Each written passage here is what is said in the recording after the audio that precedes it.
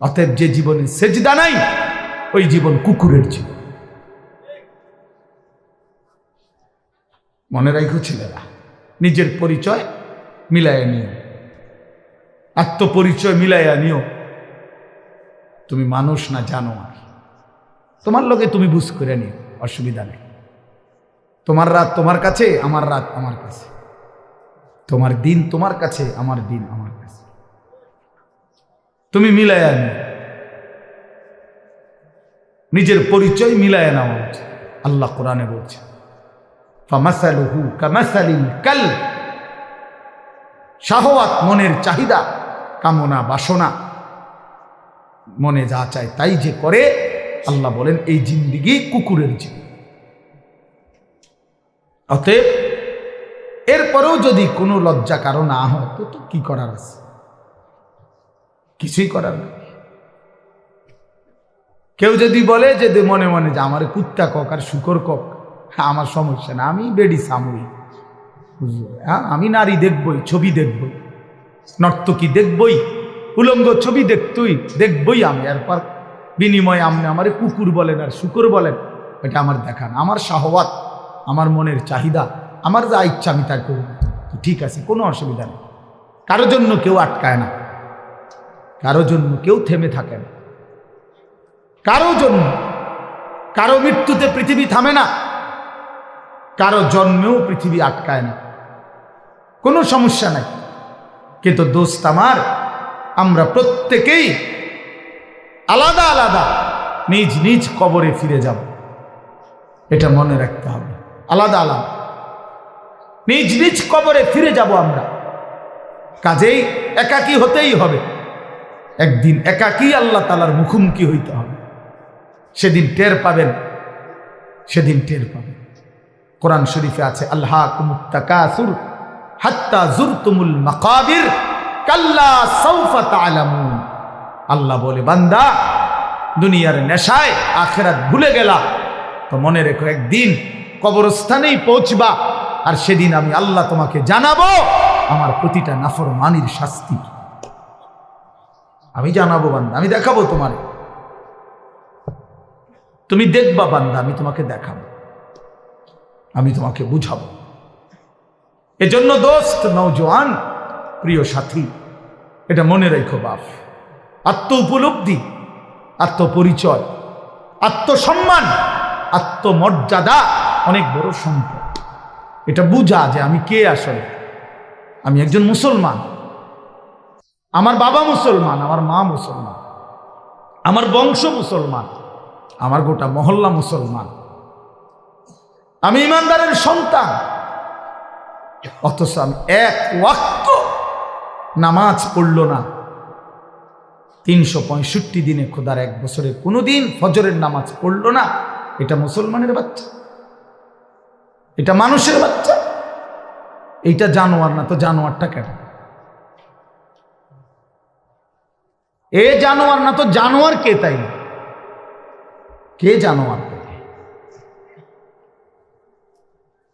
এইটা অসভ্য না তো অসভ্যটাকে? এটা না তো কে অসভ্য? তাইলে আল্লাহ কাকে বলছে কুত্তার মতো? কাকে আল্লাহ বলছে ইনহুম ইল্লা কাল আনআম? আল্লাহ বলছে মনের ইচ্ছা মতো যে চলে তার পরিচয় আর কিছুই নয়, শুধুই জানোয়ার, আনআম, চতুষ্পদ জন্তু। কাকে বলছে বাবা? এই মানুষ রূপী এই জানোয়ারদেরকে বলছে, যাদের জিন্দেগিতে সেজদা নাই, আল্লাহ নাই, আখিরাত নাই। কে মা, কে বাবা, কি ধর্ম, কে বানাইছেন, কিচ্ছুর খবর নাই। মোবাইল, নারী, ছবি, অশ্লীল দৃশ্য, অসৎ বন্ধুদের আড্ডা, হাসি ঠাট্টা, সারা রাত মোবাইলে উলঙ্গ ছবি দেখতেছে, সকাল 9টা 10টা পর্যন্ত ঘুমায় আছে। আহ, হায় হায়, এটা বুঝি কোনো জিন্দিগি হইল বাপ? মানুষের জিন্দিগি তো এরকম হওয়ার কথা না। এক চতুষ্পদ জন্তু, এক রাস্তার কুকুরও তো এতক্ষণ ঘুমায় থাকে না। এক চতুষ্পদ জন্তু, জানোয়ারও তো এমন হয় না। এই জন্য বাপ এটা বোঝা উচিত।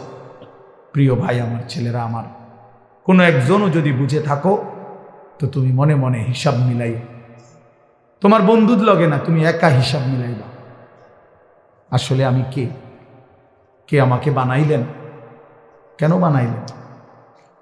আমি কোত্থেকে আসলাম? তিনি আমার কাছে যা চাচ্ছেন আমি তা করছি কিনা? আমি যা করছি আমার আল্লাহ তা চাচ্ছে কিনা? প্রতিদিন নিয়মিত যে মানুষগুলো মৃত্যুবরণ করে তারা কোথায় যায়? কে তাদেরকে নিয়ে যায়? কেউ তো মরতে চায় না, কিন্তু কেউ তো থাকতেও পারে না। কোন অদৃশ্য মালিক তাদেরকে নিয়ে যাচ্ছে। বন্ধু, এতটুকু বিবেক যদি না খাটাও, বাবাদেরকেও বলি, আপনিও যদি না খাটান, আখেরাত যদি না মিলান, কেমনে কবরে যাইবেন? বাপ, কেমনে যাইবেন? খাট পালং আর সোফা ফার্নিচার বানাইয়া হিসাব মিলাই এলেন, মানুষের দেখাইলেন খাট পালং সোফা, বিল্ডিং, দালান, টাইলস, জমি, গাড়ি। আহা বাবা, এগুলো কি মিলাইয়া গেলে? এগুলো তো আপনার আগেও পৃথিবীতে ছিল, আপনার পরও থাকবেই পৃথিবীতে, কিন্তু আপনি কবরে কি নিয়ে যাচ্ছেন? আল্লাহ নবী সাল্লাল্লাহু আলাইহি ওয়াসাল্লাম বলছেন, ইয়াতবাউল মাইয়িতা সালাসাতুন, কোন মৃত ব্যক্তির সাথে, লাশের সাথে কবরস্থান পর্যন্ত তিন জিনিস যায়। আহলুহু ওয়া মালুহু ওয়া আমালুহু, তার পরিবারের সদস্যরা সাথে যায়। কিছু সম্পদ, মাল, এই যে লাশের একটা খাটিয়া, আগরবাতি, একটা কাপড় ইত্যাদি ইত্যাদি, ছোটখাটো কিছু ঠুনকো মাল সামান্য, এগুলোও সাথে যায়। আর ওয়া আমালুহু, তার সারা জিন্দেগির আমল, কর্মকাণ্ড, সেটাও তার সাথেই যায়। ফায়ারজিউ ইসনান ওয়া ইয়াবকা ওয়াহিদ, দুই জিনিস ফিরে আসে, এক তার বংশধর, পরিবার, মহল্লাবাসী ফিরে আসে, এবং ওই খাট কাপড়গুলোও ফিরে আসে। আর শুধুমাত্র তার আমল, ভালো কিংবা মন্দ, ওইটাই তার কবরের সাথে থেকে যায়। এই জন্য দোস্ত, আমরা আমাদের 1 সেকেন্ড, 1 ঘন্টা, 1 মিনিট, একটা নিঃশ্বাস যেটা একবার পড়ছে, এটা আর কোনো দিন আমরা হিসাবের বাহিরে আড়াল করতে পারবো না।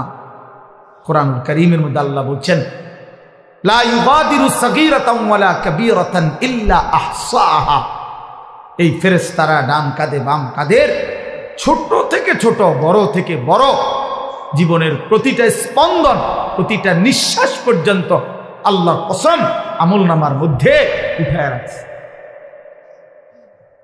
24 ঘন্টার 1টা মিনিট বাবা, ছেলেরা সবাইকে বলি, আমাকেও বলি, আড়াল করার কোনো সুযোগ নাই, কোনো সুযোগ নাই বন্ধু। কোনো রাত, কোনো দিন, কোনো ঘন্টা, কোনো মিনিট, সেকেন্ড, আর কোনো দিন আমার আড়াল করবার সুযোগ নাই আল্লাহর কাছ থেকে। এই জন্য আমরা যদি এটা না বুঝি বাবা, অনেক নওজোয়ান, তোমরা চেহারা সুরত দেখলে বোঝা যায় বাপ, কতদিন হয় নামাজ পড়ো না। আহ, তোমার মালিকরে এমন ভুলা, কেমনে ভুললা? কোন মার ঘরে জন্ম নিলা? কোন বাবার ঘরে বড় হইলা? বাপেরই বা এত বড় বেইজ্জতি কেমনে করলা? মারে এত বড় অপমান কেমনে করলা? মা তো পরিচয় দিছে মুসলমান, বাবাও তো জানে তুমি মুসলমান, তুমি নিজেও তো জানো তুমি মুসলমান। মুসলমান এমন হয়, মুসলমান এমন হয় যে 1 ওয়াক্ত নামাজ পড়তে মন চায় না, এটা মুসলমানের বাচ্চা। ঠিক মতো কখনোই পেশাব পায়খানা করে পাক পবিত্র শরীয়ত মতে হয় না, এটা মুসলমানের বাচ্চা। হ্যাঁ, 24 ঘন্টা নারী ছবি ছাড়া, নাটক সিনেমা ছাড়া, টেলিভিশন সিনেমা ছাড়া, নর্তকী দেখা ছাড়া জীবন যার কাটে না, এটা মুসলমানের সঙ্গে। মুসলমান এমন হয়।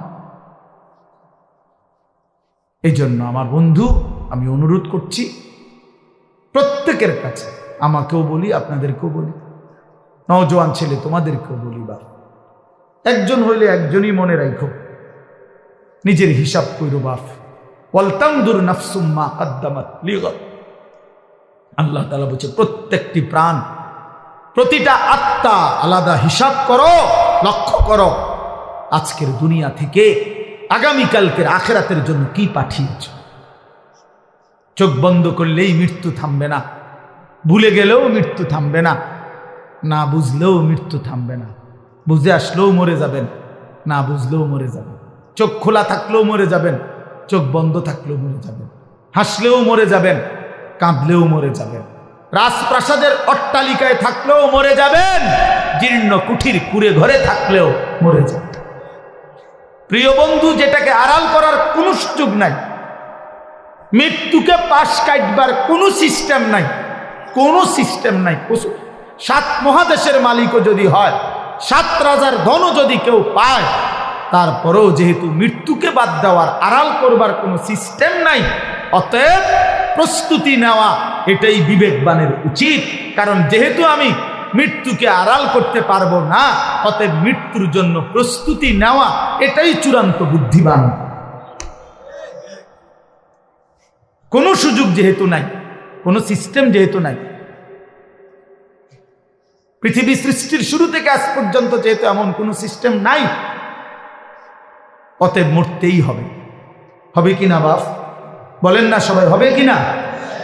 মরতেই হবে। এজন্য আখিরাতের প্রস্তুতি নেওয়া, কবরের প্রস্তুতি নেওয়া, পরকালের ফিকির করা, এটাই মুমিনের জিন্দেগি। মুসলমান তাকেই বলে, মুসলমান তাকেই বলে।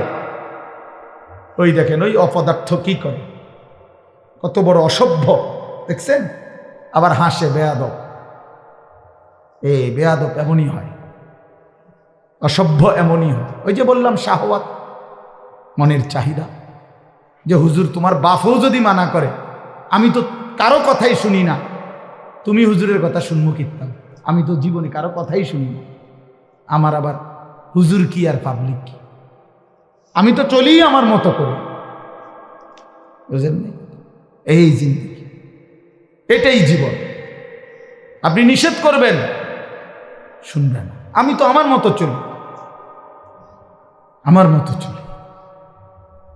আমি তো নিষেধ করছিলাম বাপ, আমি তো বলছি প্রথম যে আমি সুন্দর করে বললাম, বলছি কিনা? হ্যাঁ, অসংখ্য ছেলে পেলে বললাম না আজকে, বাবা তোমরা অগণিত ছেলে, তোমরা মনে করছো তোমরা অনেক সুখে আছো, কারণ মা বাবা পারিবারিক বন্ধন থেকে তোমরা মুক্ত। অর্থাৎ তোমাদের বাবা আর তোমাদেরকে ফেরাইবার জন্য সাহস করে না, তোমাদের মা আর তোমাদেরকে দিনদার বানাবার ফিকির ছেড়ে দিছে, মহল্লার বাসী ছেড়ে দিছে, তোমাদেরকে ছেড়ে দিছে। বাপ তোমরা এখন বন্ধুদের আড্ডায় ঘন্টার পর ঘন্টা, বাকি টাইম একাকী যখন হও, সারা রাত মোবাইল। তার মানে তোমার কোনো মা নাই, বাবা নাই, অভিভাবক নাই, কেউ তোমারে রাগ দিবে, ডাক দিবে, কেউ তোমারে ফিরাবে। আপন ঘরে ঘুমায়, মা বাপ জীবিত, কিন্তু একটা দিন চোখের পানিও পড়ে না, বলেও না। আমার 365 দিনে আমার 16 বছরের ছেলেটা একদিনও ফজরের নামাজ পড়ে না। এত বড় জানোয়ার মুসলমানের ঘরে কেমনে ঘুমায় না?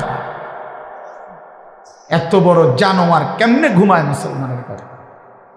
তার বাপ কোথায়, তার মা কোথায়?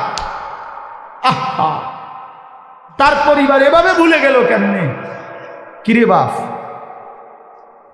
তোমার উপরে খোদার কি পরিমাণ লানত করছে, খোদার গজব। এই জন্য কেউ তোমারে আর ডাকে না। কেউ কিন্তু মনে করাই দেয় না যে রে বাপ তোর জাহান্নাম দেখা যায়, তোর জাহান্নাম দেখা যায়। কেউ মনে করায় না, ছেলে পেলে বুঝছে, কেউ মনে করায়। সবাই তামসা দেখতেছে, চোখের সামনে আমাদের ছেলেরা নষ্ট হয়ে যাইতেছে, বখাটে হয়ে যাইতেছে, মসজিদে নামাজ চলতেছে, এক ওয়াক্ত নামাজ পড়ে না। কারো কোনো ফিকির নেই, তার বাবা কই, মা কই, দাদা কই, দাদি কই, তার নানা কই, নানি কই, চাচা কই, মামা কই, ফুফা কই, খালু কই, তার বড় ভাই কই, তার বড় বোন কই। কেউ কিচ্ছু বলে।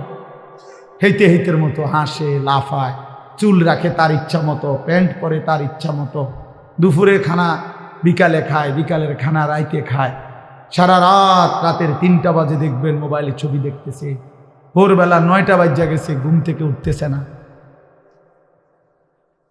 এটা মুসলমানের জিন্দেগি, এটা মোমেনের জীবন, এটা বাবা মার সংসার, এটাই সার্থকতা জীবনের? বলে পৃথিবীর সর্বাধুনিক মজবুতি প্রযুক্তি দিয়েও যদি আপনি সোফা বানান, খাট বানান, কি লাভ হবে যদি স্ত্রী সন্তান নাফরমান হয়? হ্যাঁ, যদি ছেলে মেয়ে বেনামাজি হয়, মেয়েটা যদি বেপর্দা হয়, স্ত্রী যদি বেপর্দা হয়, কি ফায়দা? অর্জন কি জিন্দেগির অর্জন কি? এই জন্য আমি অনুরোধ করছি আপনাদের কাছে, দয়া করে ফিকির করেন, ফিকির করেন। ছেলেরা বাপ, নষ্ট হইও না বাপ। যদি অব্যাহত গুনাহ পাপ, একটা শেষ, এই প্রসঙ্গটা শেষ করতে চাই। একটা চূড়ান্ত কথা আপনারা বাবাদেরকেও বলি, একটা গুরুত্বপূর্ণ কথা মনে রাখবেন। কোরআন শরীফে আছে, কেউ যদি গুনাহ লাগাতার করতে থাকে, খোদার কসম আল্লাহ একদিন নারাজ হয়, আর সেদিন আল্লাহ পাক ইচ্ছা করে তাকে আল্লাহ তাআলা পথভ্রষ্ট করে দেয়। আর কোনোদিন আল্লাহ ইচ্ছা করেই তারে আর হেদায়েত দেয় না, আলোর পথে ফিরতে দেয় না, কল্যাণের পথে আসতে দেয় না, জান্নাতের পথে আর আসতেই দেয় না। খোদার কসম, এটা কোরআন শরীফের আয়াত। আল্লাহ বলছে, একদিন আমি সত্যি সত্যি রাগ করলে ফাআনসাহুম আনফুসাহুম, আমি আল্লাহ নিজেই তোর আখিরাত ভুলায় দেব। যা, ঠিক আছে বান্দা, গরু ছাগল কুকুর বিড়ালের মতো খা, ঘুমা, পেশাব পায়খানা কর, যৌন চাহিদা মনে পূরণ কর, ঠিক আছে বান্দা, খালাস। নুয়াল্লিহি মা তাওয়াল্লা ওয়া নুসলিহি জাহান্নাম। যা বান্দা, তোর এই উল্টো পথে চলছিস, চলতে থাকো উল্টো, আমিও তোরে উল্টো পথে চালায়া দিলাম। তো মনে রাখো, একদিন ওয়া নুসলিহি জাহান্নাম, উল্টো পথে চলতে চলতে একদিন তোমারে আমি আল্লাহ ধাক্কা দিয়া, লাথি দিয়া ফেরেশতাকে বলে জাহান্নামে ফেলে, জাহান্নামে ফেলে। হ্যাঁ, কোরআন শরীফে আছে, আল্লাহ বলবে হাসরের ময়দানে ফেরেশতাদেরকে, ফেরেশতারা আমার নাফরমান বান্দাদেরকে খুজুহু ফাগুল্লু, ওদেরকে ধর, এই ফেরেশতা ধরো, আর ফাগুল্লুহু, বেঈমান বান্দাগুলো, নাফরমানগুলারে বাঁধো, টাইট করে বাঁধো। বাঁধার পরে বলবে সুম্মাল জাহিমা সাল্লু, এবার জাহান্নামের মধ্যে ছুঁড়ে মারো। একটা একটা লাথি দিবা, এক এক লাথিতে যেন গিয়ে জাহান্নামে পড়ে, ত্রাম করে মারো না, লাথি দাও। তুমি দেখো কোরআন শরীফ, কোরআন শরীফে আছে সূরা আল হাক্কা, এই সূরার মধ্যে সুম্মা ফি সিলসিলাতিন যারউহা ৭০ যিরাআন ফাসলুকুহ। ফেরেশতা যখন নাফরমানকে হাসরের ময়দানে বেঁধে জাহান্নামে লাথি দিয়া মেরে ফেলে দিবে, আল্লাহ তখন আবার বলবে জাহান্নামের ভিতরে ফেরেশতাদেরকে, আল্লাহ পুনরায় বলবে ফেরেশতারা আমার এই নাফরমান বান্দাকে জাহান্নামের ভিতরে ৭০ হাত লম্বা আগুনের শিকল দিয়া এবার আবার বাঁধো, আবার বাইদা ফাসলুকুহু, কুকুরের মতো, কুত্তার মতো পুরা জাহান্নামে তারে ঘুরাও, আর সবার সাথে পরিচয় করিয়ে দাও তার নাফরমানি পাপগুলো কি কি। খোদার কসম, এটা কোরআন শরীফের আয়াত। ফেরেশতা বলবে জাহান্নামী বাকিদেরকে, জাহান্নামীরা দেখো, এটা সেই বেঈমান যে জীবন ভর চুরি করেছে, জিনা করেছে, মদ খেয়েছে, জুয়া খেলেছে, নারী ছাড়া, ছবি ছাড়া, জিনা ছাড়া, উলঙ্গ দৃশ্য ছাড়া, অসভ্যতা ছাড়া তার রাত কাটে নাই। এটা সেই জানোয়ার। ফাসলুকুহু অর্থ লেখা, আল্লাহ বলবে বেটা, আল্লাহ বলবে কুত্তার মতো তারে জাহান্নামে ঘুরাও, আর সবাইরে দেখাও, সবার সাথে পরিচয় করিয়ে দাও, তার পাপের কথা বলে দাও। নাউযুবিল্লাহ। কি বাপ, কি মনে করছো তোমরা? খামখেয়ালি না? খামখেয়ালি কি মনে করছো দোস্ত? জীবন মানে এখানেই শেষ? ইনহিয়া ইল্লা হায়াতুনাদ দুনিয়া। আল্লাহ কোরআনে বলছে, কাফের বেঈমানদের বক্তব্য হলো জীবন মানে শুধুই দুনিয়া, নামুতু ওয়া নাহইয়া, এখানেই মৃত্যু, এখানেই জীবন। ওমা নাহনু বিমাবউসিন। আল্লাহ বলে, আরে কাফেরেরা বলে আর কোনোদিন কোথাও উঠতে হবে না, হাসরের ময়দান হবে না, এটা তো কাফেরের কথা, বেঈমানের কথা। মুসলমান তো এক কথা ভাবতে পারে না, ভুলতে পারে না। ইমানদার না আমরা? তুমি না ভাইয়া মুসলমান, তো তুমি এক ওয়াক্ত নামাজ পড়ো না কেমনে বাপ? আল্লাহকে এমন ভোলা কেমনে ভুললা? আখেরাত এমন ভুলা কেমনে ভুলে গেলা? যেই বোন আজকে মা, যেই বিবি আজকে 20 বছর ধরে বেপর্দা, ওই বেপর্দা অসভ্য নারী, ওরে জিজ্ঞাসা করেন, তুমি না মুসলিম নারী মা? এই বোন, তুমি না মুসলমান বোন, তুমি আল্লাহকে এইভাবে ভুলে গেলা কেন? মুসলমানের জন্য বেপর্দা হওয়া না হারাম? কথা বলেন না কেন? তো তুমি ভুলে গেলা কেন? কেমনে ভুলে গেলা? এই জন্য আমি অনুরোধ করছি, আমরা প্রত্যেকেই ফিকির করেন, ইনসাফের সাথে ভাবে। ছেলেরা বাপ, আমি শক্ত কথা বলছি, আমি জানি আমি অনেক শক্ত করেই বললাম, বাবা আমি তোমার পরিবর্তন চাই, আমি তোমার জিন্দেগির সৌন্দর্য চাই। কিশোর নওজোয়ান, তোমরা যদি চরিত্রহীন হও, তোমরা যদি নারীর আসক্ত হও, মদ জুয়ার আসক্ত হও, তোমরাই যদি এক ওয়াক্ত নামাজ পড়তে মন না চায়, প্রিয় নওজোয়ান, আগামীর ইসলামের জন্য লড়বে কে? বলো বাপ, কালেমার জন্য লড়বে কে? ইসলামের জন্য জীবন বাজি রাখবে কে? তাই আমার নবী সাল্লাল্লাহু আলাইহি সাল্লামের সেই দাঁত ভাঙ্গা ইসলাম, তায়েফের রক্ত মাখা ইসলাম আমরাই আমাদের হাতে ফেলে দিলাম, আমরাই ছুড়ে দিলাম। আমাদের নবীকে আমরা বলে দিলাম, আপনার তায়েফের রক্ত আমরা ভুলে গেছি, আপনার উহুদের দান দান শহীদ করা রক্ত আমরা ভুলে গেছি, আপনার সেই পেটে পাথর বাঁধা ক্ষুধার কষ্ট আমরা ভুলে গেছি।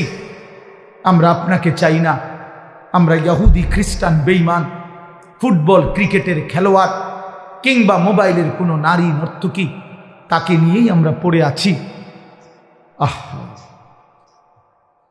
আহা, আল্লাহ নবী সাল্লাল্লাহু আলাইহি ওয়াসাল্লামের কাছে কিন্তু উম্মতের আমল শোনানো হয়। মদিনার রওজা পাকে নবী সাল্লাল্লাহু আলাইহি ওয়াসাল্লাম তো হায়াতুন নবী, তিনি তো জীবিত, জানেন না এটা? কথা বলেন না কেন? তিনি তো কি হায়াতুন নবী, তিনি তো জীবিত, সেখানে সশরীরে জীবিত,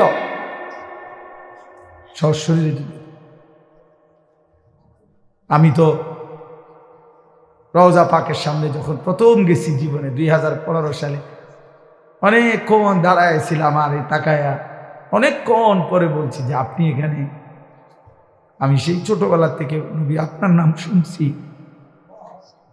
কত লক্ষবার আমি আপনার দুরূদ পড়েছি, আর আপনি এখানে?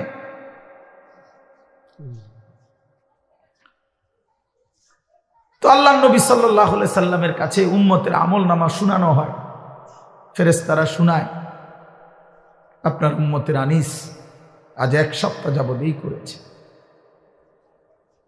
নবী সাল্লাল্লাহু আলাইহি সাল্লামের উপরে কেউ যখন দুরূদ শরীফ পড়ে, আল্লাহ নবী সাল্লাল্লাহু আলাইহি সাল্লাম বলেন, সঙ্গে সঙ্গে ফেরেশতা ওই ব্যক্তির নাম এবং বাবার নাম সহ আমি রাসূলের সামনে পেশ করি, বিইসমিহি ওয়া বিইসমি আবিহি। ওই ব্যক্তির নামও বলে, তার বাবার নামও বলে, নবী সাল্লাল্লাহু আলাইহি সাল্লামের সামনে শোনানো হয়। তো আচ্ছা, মনে করেন আমার এই বন্ধু, ওনার নাম হলো হাফেজ মাওলানা আবু হানিফ ভাই। এখন কেউ মনে করেন আমার কাছে ওনার নাম খুব বলে আইসা আইসা, তো কোনো একদিন যদি 6 মাস পরেও, 6 বছর পরেও উনি যদি আমার সামনে আইসা বলে যে হুজুর আমার নাম আবু হানিফ, তা আমি কি বলবো? আরে আপনি না, আপনার কথা আমি কত শুনছি, অনেকেই আপনার কথা বলে, বারবার বলছে। খোদার কসম, যেই উম্মত রাসূলুল্লাহ সাল্লাল্লাহু আলাইহি সাল্লামের সুন্নাতকে অনুসরণ করেছে, দুরূদ শরীফ পড়েছে, নবীজি সাল্লাল্লাহু আলাইহি সাল্লামকে অনুসরণ করেছে, তো তার নাম তো নবী সাল্লাল্লাহু আলাইহি সাল্লামের সামনে বারবার উচ্চারণ হয়েছে। হাসরের ময়দানে সেই উম্মত গিয়ে যখন নিজের আমল নামা নিয়ে বলবে, ইয়া রাসূলুল্লাহ আমি আনিসুর রহমান, আল্লাহ নবী বলেন, ও আচ্ছা তুমি, তোমার নাম তো ফেরেশতারা আমার কাছে প্রায়ই বলতো, আমি অনেক শুনছি তোমার নাম, অনেক। আমি তোমার নাম অনেক শুনছি, আমি তো শুনছি তোমার নাম, তুমি সেটা। এই জন্য বন্ধু আমার, দোস্ত আমার, হাসরের ময়দানে তো রাসূলুল্লাহ সাল্লাল্লাহু আলাইহি ওয়াসাল্লামের সামনে আমলনামা দিতে হবে। সুপারিশ করবে না উনি? তো আপনি আমলনামা কাগজপত্র দিতেন না? মা কথা কয় না। সুপারিশের কোনো নিয়ম কানুন নাই, কথা বলেন না কেন? কোনো নিয়ম কানুন আছে কি না? তো আপনি আপনার ফাইল দিবেন না? ফাইল না দিলে সুপারিশ করবো কি? তা আপনি যখন নিজের আমলনামা দিবেন, আল্লাহ নবী সাল্লাল্লাহু আলাইহি ওয়াসাল্লামের হাতে, আমার বাপ, আমার নওজোয়ান নবী যখন চোখ বিলায় দেখবে 30 বছর সুদের লেনদেন, 30 বছর টানা মিথ্যাই বলেছে, 30 বছর ধরে প্রতিদিন গালিয়ে দিছে, 30 বছর ধরে তার স্ত্রী বেপর্দা, 30 বছর ধরে প্রতিদিন ঘরে রঙিন টেলিভিশনে নাচ গান, সিনেমা, নাটক, নর্তকীর ছবি চলছে, 365 দিনের এক একটা বছরে কোনোদিন ফজরের নামাজ পড়ে নাই। এগুলো কি আমলনামার মধ্যে লেখা থাকবে না? কথা বলেন না কেন? আল্লাহর কসম নবীজি, আমরা উর্দু কিতাবে পড়ছি, নবী তখন এরকম আমলনামা উম্মতের দেখে খোদার কসম নবীজি হাসরের ময়দানে চোখের পানি ফেলে দিবে, কাঁদবে, আর আল্লাহর নবী বলবে, উম্মত, আমি সেই নবী, 23টা বছর যে আমি তোদের জন্য কেঁদেছিলাম, এশার নামাজের পরে দাঁড়াইছি ফজরের আজান পর্যন্ত, এক দাঁড়ানোতে চোখের পানি ফেলছি, আর তোদের জন্য আমি আল্লাহর কাছে গুনাহ মাফ চাইছি। আমার হাত্তা তাওয়াররামাত কাদামাহু, আম্মা জান আয়েশা বলে, অসংখ্য রাত নবীজি কাঁদতে কাঁদতে, দাঁড়িয়ে থাকতে থাকতে আমি আয়েশা দেখছি নবীজির 2টা পা মোবারক ফুলে ফুলে গেছে। আমি এত কাঁদলাম, তাইলে উম্মত কার জন্য? আমার তায়েফের রক্তে সারা দেহ রক্তাক্ত হয়ে আমার পায়ের জুতা আর পা রক্তে জমাট বাইধা গেছে। আমার জুতা আমি খুলতে পারতেছিলাম না, আমি ক্ষুধার কষ্টে পেটে 2টা পাথর বাঁধছিলাম। আমি উহুদের দান দান শহীদ করা রক্তে উহুদের জমিনে আমি পড়েছিলাম। আমার ঘরের চুলায় 3 মাস আগুন জ্বলে নাই। দোস্ত আমার, বন্ধু আমার, নবী জিজ্ঞেস করবে, উম্মত, এত রক্ত, এত চোখের পানি, এত ক্ষুধার কষ্টের আমার 23 বছরের বিনিময়ে এই আমলনামা, এই আমলনামা? তুমি না আমার শ্রেষ্ঠ উম্মত, আমি না শ্রেষ্ঠ নবী? তো আমি এই আমলনামা নিয়ে কেমনে মালিকরে দেখাবো? আমি কেমনে দেখাবো যে আল্লাহ, আয় মাওলা, এটা আমি শ্রেষ্ঠ নবীর শ্রেষ্ঠ উম্মতের আমলনামা? এটা কিভাবে দেখাবো? এই জন্য আমরা এই কিতাবে পড়ছি উর্দুতে, যে নবী তখন বলবে, উম্মত, তুমি আমার এত বড় বেইজ্জতি কেমনে করলা? আজ হাসরের ময়দানে তুমি আমার উঁচা মাথা ছোট করে দিলা উম্মত। আমি তো এমনটা আশা করি নাই, আমি তো এমনটা আশা করি নাই। আমি তো 23টা বছর কোনোদিন ঠিক মতো খাই নাই, ঘুমাই নাই। আমি তো 23টা বছর দুয়ারে দুয়ারে ঘুরছি, কবি আরশ पर कभी फरश पर, कभी उनके दर कभी दर बदर, गमे आशिकी तेरा शुक्रिया, मैं कहां कहां से गुजर गया। কই থেকে কই ছুটছি, কখনো হাটে, কখনো ঘাটে, কখনো মাঠে, কখনো বাজারে, কখনো একজনকে, কখনো 10 জনকে ধাক্কা দিছে। উটের পচা নারী বুড়ি আমার পিঠে চাপায় দিছে।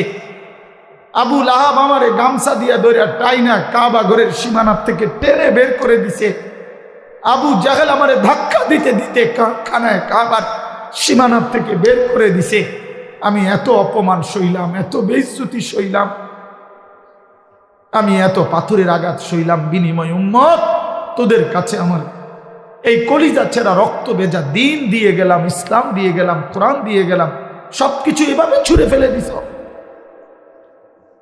আজ 30 বছরে যে নবীর কথা মনে পড়ে নাই, 60 বছর বয়স, এখনো বিড়ি সিগারেট খান মিয়া, কেমনে নবীজির সামনে দাঁড়াইবেন? এই উম্মত, এই মুসলমান, আল্লাহরে সাক্ষী রেখে আজকে রাতে ঘুমাইবার আগে একবার ভাইবেন, একবার ভাইবেন, একবার। 60 বছর বয়সেও বিড়ি সিগারেট ছাড়তে পারেন নাই, 60 বছর বয়সেও গালি দেওয়া বন্ধ করতে পারেন নাই, 60 বছর বয়সেও চা দোকানে নাচ গান বেড়ি দেখার অভ্যাস ছাড়তে পারেন নাই, 60 বছর বয়সেও সুদের টাকা নিচ্ছেন, কিস্তিতে টাকা নিতেছেন। আরে হারামখোর, কেমনে নবীর সামনে দাঁড়াইবা? কেমনে দাঁড়াইবা বাপ? ওই চাচা,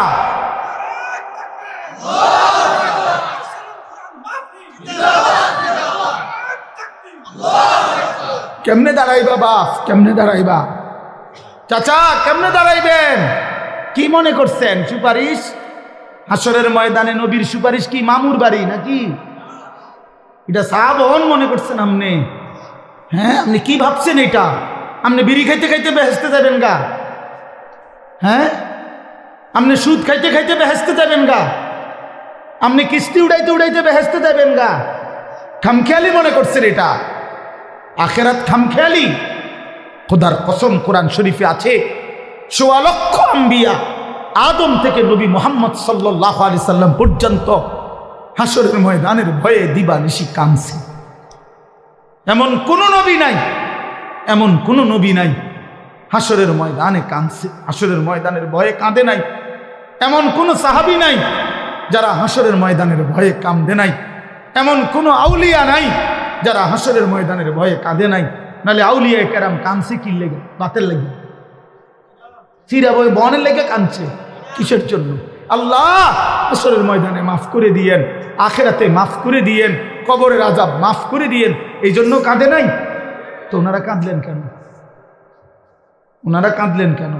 24 ঘন্টা নেক আমল করার পরেও 5 ওয়াক্ত নামাজ পড়লেন, হালাল হারাম বাইসা চললেন, বউ বাচ্চারে পর্দা পুশিদায় রাখলেন। এত কিছুর পরেও সমস্ত আম্বিয়া কেন কাঁদলেন?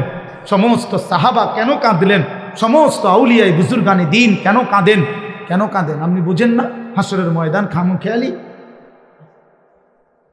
কথা বলেন না কেন? ওনারা কাঁদে আমল করার পরে আর এবড়া সাদওয়ানে বইয়া বইয়া গপ মারে, এবড়া লম্বা লম্বা কথা কয় সাদওয়ানে, অমুকের ইমান নাই, তমুকের আকিদা বালা নাই, অমুকের। আরে বাপরে, সাদওয়ানে বইয়া বিড়ি খাইতে খাইতে কয় ভালো মানুষ তো নাই করতে না। না চাচা, ভালো মানুষ থাকবো করতে? ভালো মানুষের শেষ ব্যক্তি তো আপনি, পৃথিবীর সর্বশেষ ভালো ব্যক্তি তো আপনি। এই যে বিড়ি খাই না কাকু, আমনেই শেষ ভালো। এই আমনে আরি যে বেটার কাছে বিড়ির গন্ধে কাছে যাওয়া যায় না, আমনে পৃথিবীর সর্বশেষ ভালো ব্যক্তি। কোনো কারণে পৃথিবীতে আমনে যদি মরে যান তো কিয়ামত সাথে সাথে ইসরাফিল ফুরিয়াল, কারণ এরপরে আর ভালো মানুষ আসবে।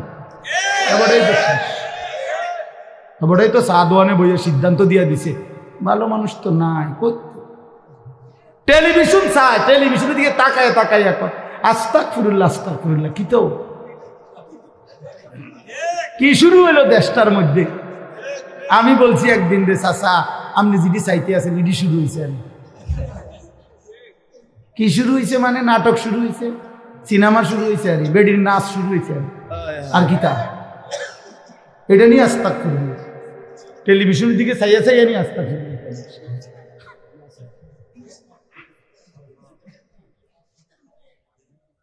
আস্তাগফিরুল্লাহ আস্তাগফিরুল্লাহ।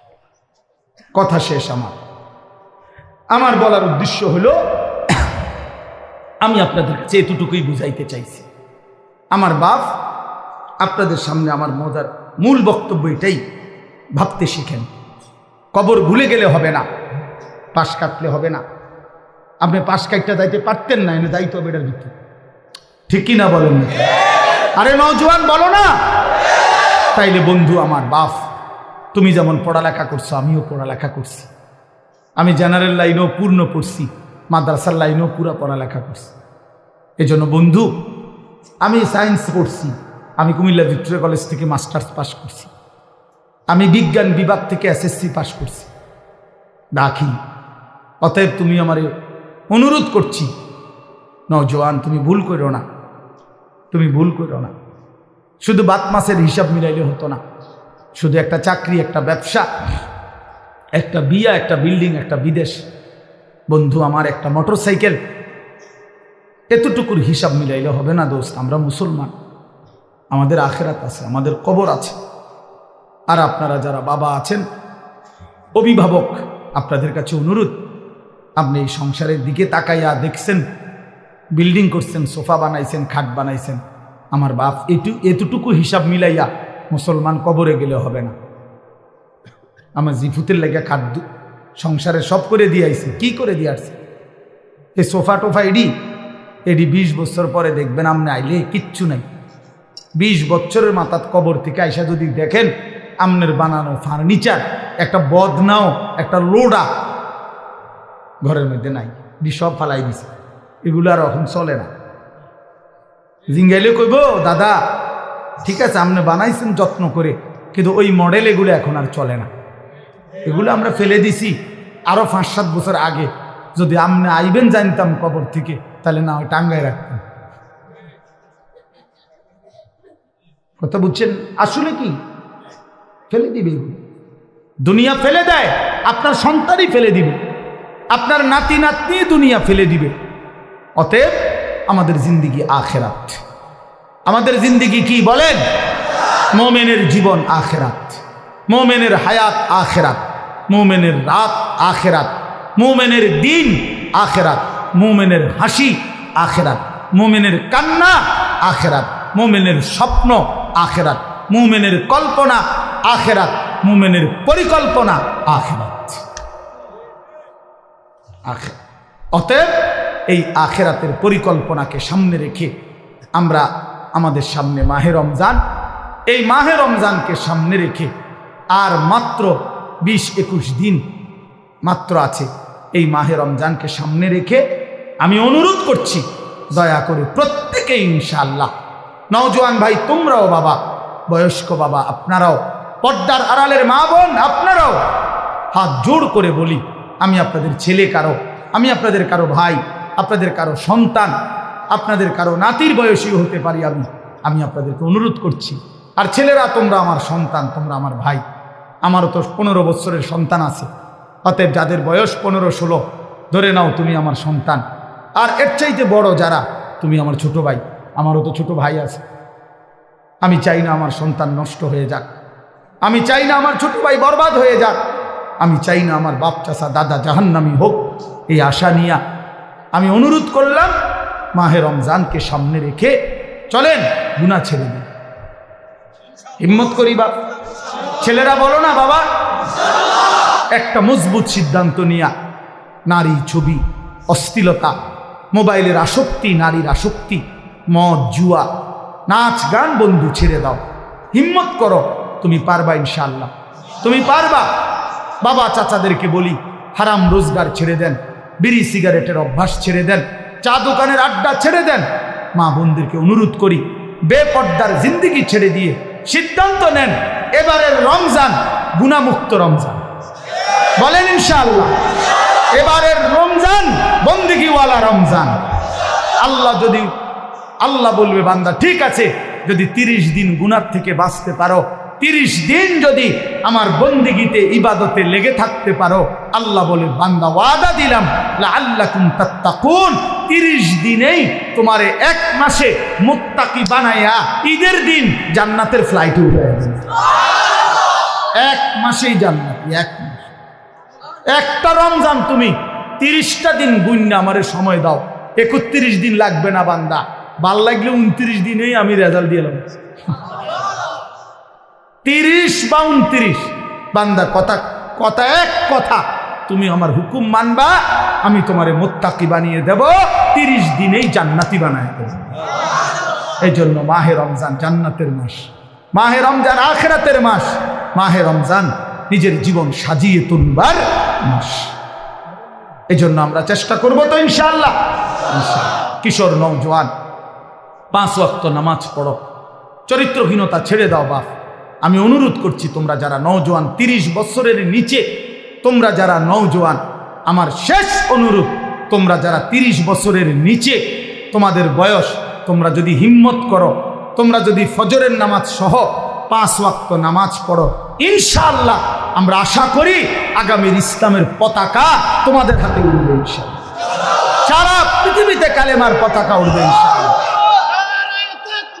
আল্লাহু আকবার, জিন্দাবাদ জিন্দাবাদ, আল কোরআনের আলো ঘরে ঘরে জালো, আল হাদিসের আলো ঘরে ঘরে জালো। মাশাআল্লাহ। সারা পৃথিবীতে যুবক মনে রাখো, সারা পৃথিবীতে মুমিনের বিজয়, সারা পৃথিবীতে মজলুমের বিজয়। বিজয় ইনশাআল্লাহ দেখবা। সময়ের ব্যবধান, ইসরায়েল যুদ্ধবিরতি দিয়ে পরাজয় স্বীকার করে যুদ্ধ বন্ধ রাখছে। 15 মাস লাগাতার যুদ্ধ করে, হত্যা করে, রক্তের বন্যা বইয়েও গাজা ফিলিস্তিনকে হারাইতে পারে নাই। ইসরায়েলের কুত্তারা হেরে গিয়ে যুদ্ধবিরতি দিয়ে কুত্তারা ইসরায়েলে ফিরে গেছে। অতএব এই অল্প সময়ের ব্যবধানে দেখবা ফিলিস্তিন এবং গাজাতে কালেমার পতাকা উঠছে ইনশাআল্লাহ। ইনশাআল্লাহ বললাম, ইনশাআল্লাহ। সিরিয়াতে কালেমার পতাকা উঠছে, আফগানিস্তানে কালেমার পতাকা উঠছে। ইনশাআল্লাহ আগামী দিনে তোমাদের হাতেও কালেমার পতাকা উড়বে। আল্লাহ তৌফিক দেন, কবুল করেন, আমিন। সুবহানাল্লাহি ওয়া বিহামদিহি, সুবহানাকাল্লাহুম্মা বিহামদিকা।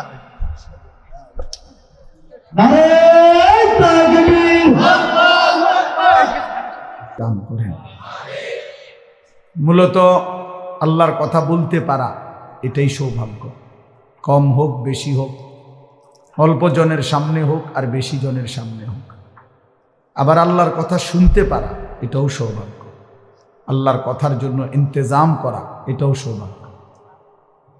তো এই জন্য সংখ্যা কোনো মূল বিষয় না, নির্দিষ্ট পরিমাণ সময় কোনো বিষয় না। নবী সাল্লাল্লাহু আলাইহি ওয়াসাল্লাম বলছেন, বাল্লিগু আন্নি ওয়ালাউ আয়া। তার মানে একটি আয়াত, একটি বাক্য হলেও আমার কথা তোমরা পৌঁছিয়ে দাও। পরিমাণে কম হোক, তারপরও এই একটি কথাই তোমরা পৌঁছিয়ে দাও। হাদিসের মধ্যে আছে, হযরত আবু যর গিফারি রাদিয়াল্লাহু তাআলা আনহু তিনি বলতেন যে আল্লাহর কসম, তোমরা যদি আমার গর্দানের মধ্যে তলোয়ার রাখো এবং আমি যদি বুঝি তলোয়ার দিয়ে আমাকে কোপ দেওয়ার 1 মিনিট সময় বাকি, মানে কোপ দিতে দিতে আমি নবী সাল্লাল্লাহু আলাইহি সাল্লামের একটি বাক্য বলতে পারবো, যদি এটুকু সুযোগও আমি বুঝি, উনি বলেন আল্লাহর কসম আমি ওই মুহূর্তেও আমার রাসূলের কথা বলে দেব, ওই মুহূর্তেও বলব। এই ছিল সাহাবায়ে কেরামের হিম্মত, ফিকির। তাহলে এই জন্য বললাম আল্লাহর কথা বলতে পারা এটা অনেক বড় সৌভাগ্য। আল্লাহ তাআলা প্রিয় ভাই মাওলানা ইসরাফিলকেও পুরা দেশবাসীকে সাথে রেখে, সামনে রেখে কথা বলার তৌফিক দান করেন। মুআজ্জাজ মুহতারাম হাজিরিন, আমি আপনাদের সামনে পবিত্র কোরআনুল কারীমের 2 নম্বর পারা, 2 নম্বর সূরা, সূরাটার নাম সূরায়ে বাকারা। এই সূরার 185 নম্বর আয়াত তেলাওয়াত করেছি। আয়াতের অংশ বিশেষ, অর্থাৎ আয়াতটা একটু লম্বা, পুরা আয়াতটা পড়ি নাই, আয়াতের কিছু অংশ তেলাওয়াত করেছি। এই আয়াতটিকে সামনে রেখে মাহে রমজানকে উপলক্ষ করে সামান্য কিছু কথা।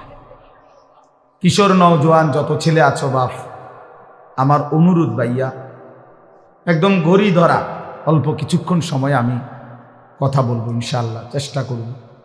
এই জন্য দয়া করে দোস্ত আমার অনুরোধ, এই হাতে ধরা যে মোবাইলগুলো এগুলো নামায় ফেলো ভাইয়া। কেউ হাতে মোবাইল ধরে রেখে রেকর্ড ভিডিও এটা করা যাবে না, আমি অনুরোধ করলাম, এবং এটা আমার আদেশ। আমার এই কথাটা যদি কারো পছন্দ না হয়, সে উঠে চলে গেলে ভালো, নাহলে আমি ধমক দেব। এরপরে লজ্জা পাইবা ভাইয়া, এরপরে তুমি উঠে যাইতে বাধ্য হইবা। এজন্য দয়া করে হাতে ধরে মোবাইল যাদের, এটা নামায়া ফেলো, বন্ধ করে ফেলো। কেন? প্রশ্ন হলো কেন? কারণ হলো, বাস্তবিক কথা হলো, সারাক্ষণ মোবাইল ধরে রাখলে দিল জমে না, মানে অন্তরের মধ্যে কথা পৌঁছে না। এমনিতে মোবাইলে উঠে, ঠিক আছে, মোবাইলে জমা হয়, মোবাইলে তো আলহামদুলিল্লাহ প্রচুর ওয়াজ আছে, সবাই, সব বক্তাদের। ও বক্তা ছাড়াও অনেক ব্যক্তিদের অনেক সুন্দর সুন্দর বিভিন্ন বিষয়ভিত্তিক আলোচনা, অনেক কিছু আছে, অভাব নেই। কিন্তু কথা হলো আমার দিলে কি আছে, আমার জিন্দিগির মধ্যে কি আছে, এটা দেখার বিষয়। এটা একটা গুরুত্বপূর্ণ বিষয়। এই জন্য এটা ইনসাফের সাথে ভাবা উচিত। তো এই জন্য আমার উদ্দেশ্য হলো যে আমি নিজের জন্যই শুনি। প্রত্যেকে যদি এটা ভাবি যে আমি আমার নিজের জন্য কিছু কথা শুনি, তাহলে বরকত হবে। কোরআন আমার জন্য, আমাদের নবী সাল্লাল্লাহু আলাইহি ওয়াসাল্লামের হাদিস আমার জন্য, এটা মনে রাখতে হবে। আমাদেরও বলার দরকার নেই যে আমার জন্য, আমার জন্য, আমার কবর, আমার আখিরাত, আমার মিজান, আমার ফুলসেরা, আমার হাসর, আমার মৃত্যু, আমার পরকাল। এই যে এই অনুভূতিটা এতটুকু যদি আমাদের দিলে ঢোকে, তাইলে আমাদের আখিরাত অনেক সুন্দর হবে, আমাদের জিন্দিগির ধারাটাই বদলে যাবে। আমি যদি এটা বুঝি, আমি যদি এটা বুঝি, কবরও আমার, দুনিয়াও আমার, আখিরাতও আমার। আমার দুনিয়া আমি বাদ দিতে পারবো না, আমার আখিরাত আমি ভুলে যেতে পারবো না। তো বুদ্ধিমান তো সে দুইটাকে যে মিলায় নেয়। আমার দুনিয়ার প্রয়োজনও পূরণ হোক, আমার আখিরাতের নাজাতের ব্যবস্থাও হোক। আমার বউ বাচ্চার জন্য বাজার দরকার, ঠিক আছে, বাজারও করি। আমার জোহরের নামাজ ফরজ পড়া দরকার, সেটাও পড়ে ফেলি। আমার উপার্জন করা দরকার, নয়তো সংসার চলবে কেমনে, তো ঠিক আছে, আমি ব্যবসা উপার্জন হালাল পন্থায় চেষ্টা করি। আবার আখিরাতে বাঁচার জন্য হারাম থেকেও বেঁচে থাকি, এটা সম্ভব। একজন মানুষ যেহেতু দুনিয়াবি অসংখ্য কাজ করতে পারে, তাহলে আখিরাতের এই আমলগুলোও তার জন্য করা সম্ভব। সম্ভব। কোরআনুল কারীমের মধ্যে আল্লাহ তাআলা বলেন, ফাআকিম ওয়াজহাকা লিদ-দীনি হানিফা ফিতরাতাল্লাহিল্লাতী ফাতারান নাসা আলাইহা লা তাবদীলা লিখালকিল্লাহ। আল্লাহ তাআলা বলেন, নিজেকে পুরা শতভাগ দ্বীনের উপরে ফিরায় রাখেন, অর্থাৎ 100 পূর্ণ দ্বীনের উপরে নিজের জিন্দিগি, নিজের চেহারা। আরে ভাই, তোমরা পিছনে তাকাচ্ছ কেন? এটা তারা তাদের কাজ করতেছে, তোমাকেও কাজ কি? বাবা কথা বলো না, চাটাই বিছাইতে গিয়ে কথা বলো না, একটা শব্দ করো, তাহলে তো তোমাদের আওয়াজের কারণে ওদের ধ্যান নষ্ট হয়ে যাবে। আওয়াজ ছাড়া খেদমত করো, কোনো শব্দ ছাড়া স্বেচ্ছাসেবক কাজ করো ভাই। তা এই জন্য বললাম যে দুনিয়া আমারই, আখিরাতও আমার, আখিরাতও আমার। মিলায় নিলেই হয়, ঘুষায় নিলেই হয়। তো বলতেছিলাম, আল্লাহ তাআলা বলেন, আমি বান্দাকে আমাকে মানার শতভাগ যোগ্যতা দিয়েই আমি আল্লাহ তাআলা তাকে সৃষ্টি করেছি। সৃষ্টিগতভাবেই আমাদের দেহে আল্লাহর সমস্ত হুকুম মানার যোগ্যতা আছে, সমস্ত নিষেধ ছেড়ে দেওয়ার যোগ্যতা আছে। এমন কোনো শরীয়তের বিধান নাই যেটা পালন করার যোগ্যতা আমার মধ্যে নাই, অথচ আমাকে পালন করতে বলছে না, এমন হইতে পারে। এমন হইলে এটা জুলুম। আমার কোমর বাঁকা হয় না, আমি রুকু দেব কিভাবে? আমি নিচের দিকে যাইতে পারি না, আমার হাঁটু ভাঙ্গে না, কোমরও বাঁকা হয় না, আমি সেজদা দেব কেমনে? তাইলে যদি আমার কোমর না ভাঙতো, মানে বাঁকা না হইতো, হাঁটু যদি না বাঁকা হইতো, তারপরেও যদি আমাকে বলতো যে সেজদা দাও, তাইলে না এটা জুলুম? কি বলেন? তাহলে এখন আমাদের কোমর কি বাঁকা হয়, হাঁটু কি বাঁকা হয়? তো তাইলে অসুবিধা কোথায়? অসুবিধা কোথায়? এই জন্য বললাম, বাপ ইনসাফ করে চিন্তা করলে, মানুষ যদি বিবেক খাটায়, সামান্যতম ন্যূনতম বিবেক যদি কারো দিল, বিবেক বুদ্ধি বিবেচনা যদি কেউ খাটায়, কাজে লাগায়, তাইলে খোদার কসম সে আল্লাহর নাফরমানি করতে পারে না। এই জন্য যত লোক নাফরমান, পাপী, ওরা মূলত বিবেকহীন, ওরা বিবেকহীন, ওরা বিবেক শূন্য, ওরা মূলত জন্তু জানোয়ারের জিন্দিগি যাপন করে। যে জীবন আল্লাহর আনুগত্য করে না, খোদার হুকুম মানে না, ওই জীবন জানোয়ারের জীবন। হ্যাঁ, ওইটাই সত্য, এটাই জীবন।